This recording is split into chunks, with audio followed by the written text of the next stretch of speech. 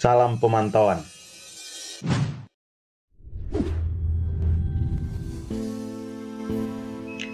Wabah COVID-19 kini menjadi musibah nasional bahkan dunia.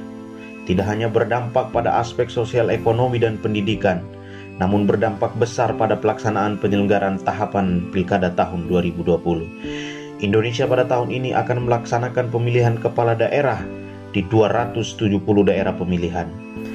DPR bersama pemerintah dan penyelenggara pemilu, dalam hal ini KPU dan Bawaslu, bersepakat untuk menunda pelaksanaan Pilkada tahun 2020. Proses penundaan tersebut lahir karena melihat proses penyebaran COVID-19 di Indonesia semakin masif. Dalam proses penundaan tahapan Pilkada tahun 2020, memberikan ruang kosong yang begitu besar bagi penyelenggara pemilu. Oleh sebab itu, ruang kosong tersebut memaksa semua elemen untuk menyusun agenda mitigasi yang efektif.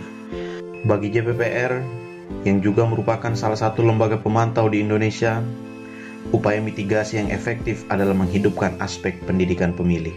Karena pendidikan pemilih merupakan aktivitas berkelanjutan yang tidak hanya dijalankan pada saat tahapan sedang berlangsung. Tahapan boleh saja ditunda, namun pendidikan pemilih harus tetap berjalan. Dalam penundaan tersebut, JPPR melakukan identifikasi kerawanan yang penting untuk diketahui oleh masyarakat pemilih. Yang pertama, adanya realokasi anggaran pilkada untuk penanganan COVID-19 di setiap daerah.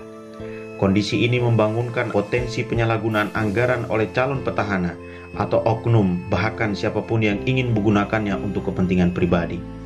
COVID-19 merupakan musibah kemanusiaan, dan yang terpenting dari demokrasi dan politik adalah kemanusiaan.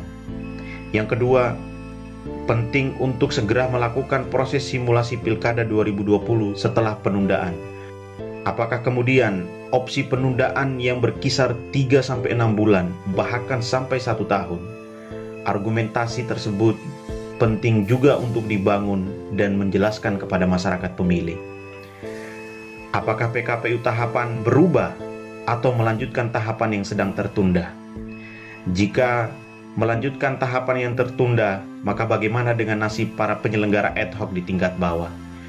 Jika PKPU tahapan baru, salah satu hal yang penting untuk diperhatikan adalah tahapan pencalonan. Akan memunculkan calon perseorangan baru di daerah-daerah yang saat ini tidak ada calon perseorangan. Hal-hal tersebut penting untuk diketahui oleh masyarakat sebagai bagian dari kanalisasi dalam proses penanganan COVID-19. Masyarakat pemilih yang cerdas tidak mesti lahir pada saat pilkada.